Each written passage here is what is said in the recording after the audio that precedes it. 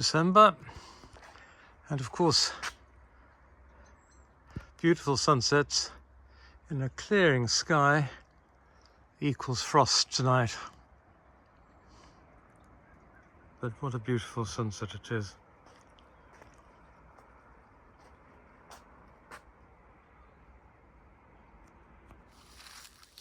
Coming down in the low evening winter light past this parotia, which, as you can see, I've had to do some drastic pruning on. They do get very big, but I wouldn't be without it. This one is supposedly more compact and called Vanessa. Hangs onto its leaves. But the main reason to come down here is to show you this clump of bamboo, which I love. And we have recently thinned it out because it can get quite dense, and then you can't see the culms or stems properly, because that is its major attraction, I would say. It's called Fargesia scabrida or Fargesia robusta, and it is a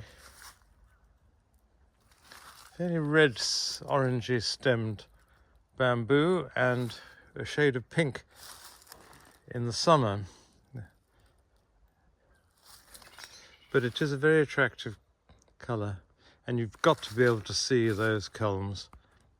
So it has to be thinned out, and it needs a little bit more, I think.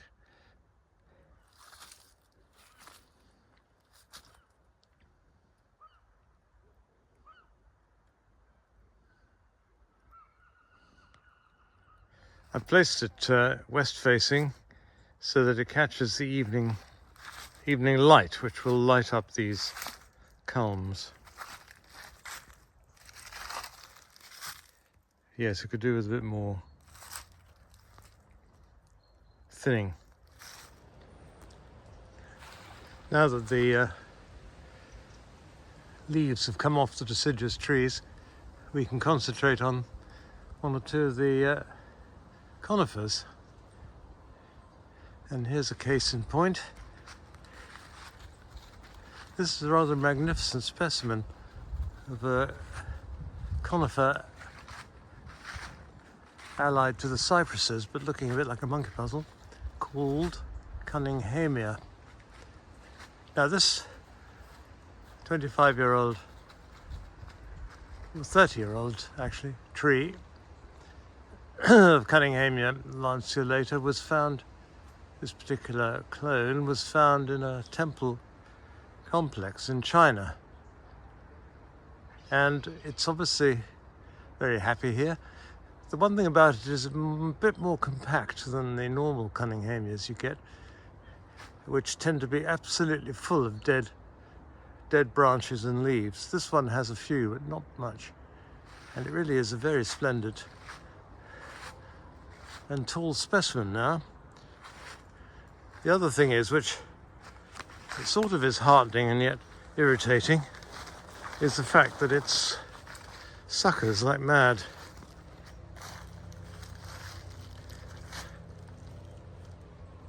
Here are several suckers around the base and extending outwards. There's a nice little sample. Now the trouble is, I've tried detaching them, but it doesn't seem to work. They just die off. Anyway, this is a wonderful tree.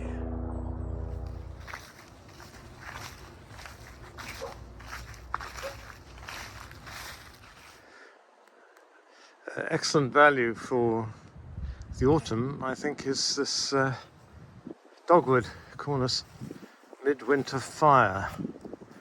I mean, the autumn colour is pretty good, and I'll show you later when the leaves have dropped off. The magnificent stems. It was a great discovery, this, I think. And I find it invaluable here to brighten up the winter. This is one of my favourite spots around the blue bench. We've got the fantastic stems of the Acer Phoenix, and backed by the weeping cypress, which used to be known as Cupressus cashmeriana.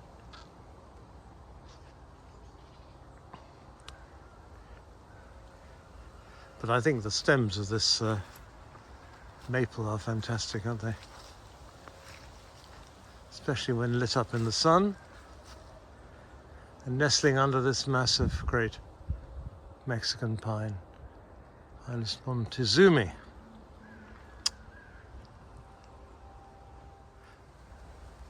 And round the back, I see the evergreen Euonymus is setting its colourful seeds.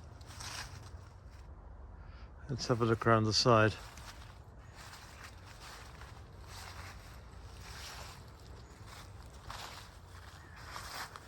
Yep, here we are. It's formed a dirty great bush now.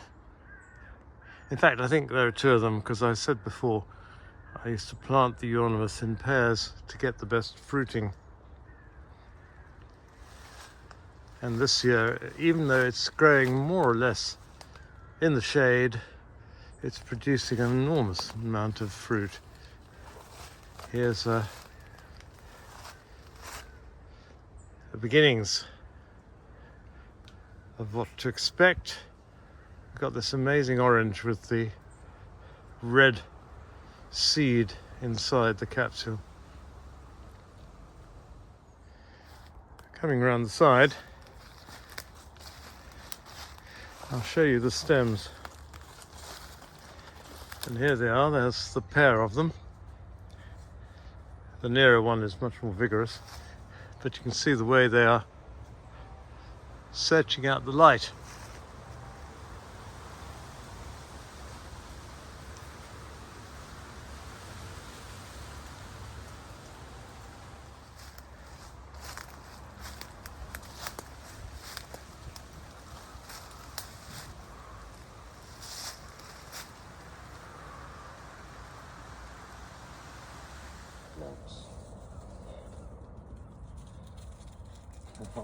Thank you.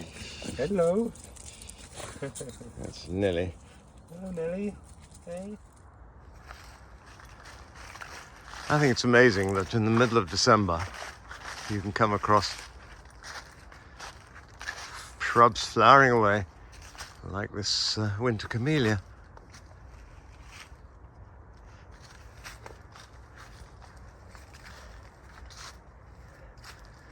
Lovely. There's a bit of debate as to whether this is winter's interlude or what, but I think that's what I know it as. Very pretty.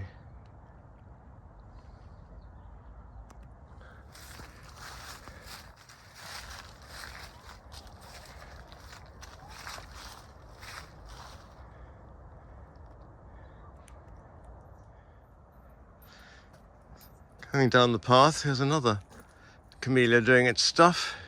It's become really a very, very large bush.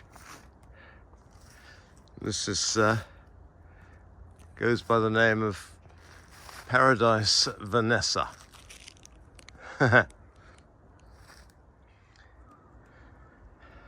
Coming up closer, we can see these lovely flowers with a bit of a pink tinge around them, arising from pinkish buds.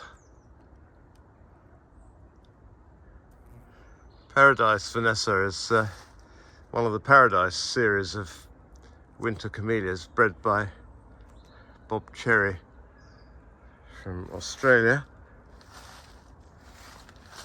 And we went on a tour of China, botanical tour of China about 20 years ago with him, and Derry Lee were on the tour with us.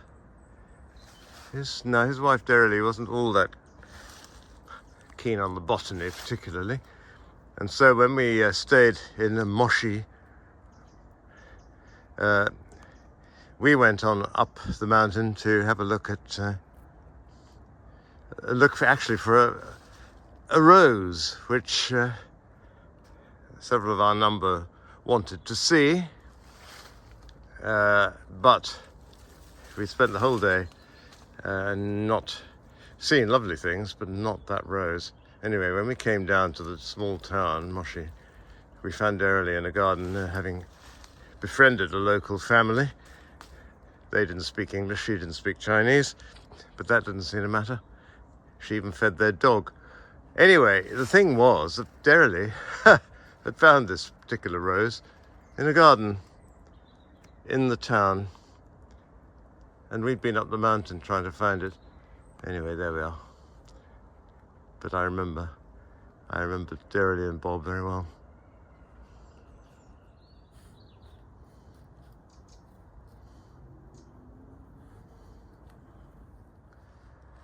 Impatient to flower, at the risk of giving the plant human-like feelings, impatient to flower, this Wintersweet hasn't waited till it's dropped all its leaves before it's started flowering, and my goodness, it's the most beautiful scent anyway. You can see the flowers a bit better on the bare branches, and here's some buds which are going to be coming out in the next few days.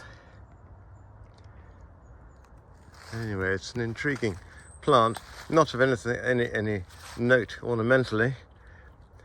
So some people grow it against a wall, which I think is a waste of a wall space. This thing flowers perfectly well here in the background. It's formed quite a big tree now, after 25 years or so. The scent is gorgeous, and you come down the path, you smell the scent. There we are, job done.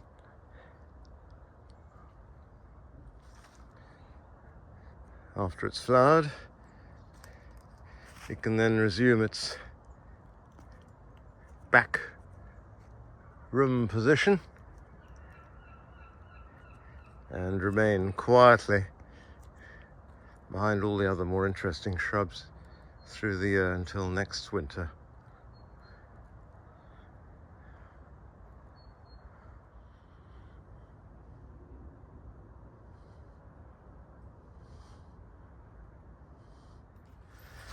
Before signing off for another year, we can just have a quick look at a couple more of the camellias, which are doing really well.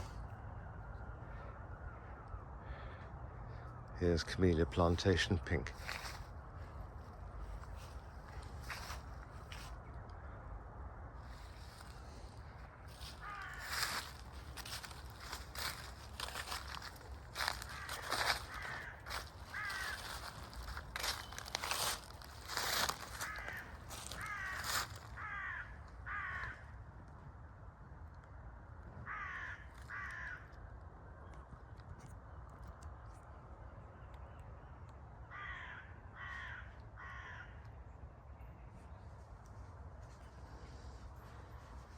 Nautilus sitting in the bed of tulips. Thank you very much, Bertie. Bertie and I will wish you a very happy Christmas, and we'll see you again in the new year, won't we, Bert?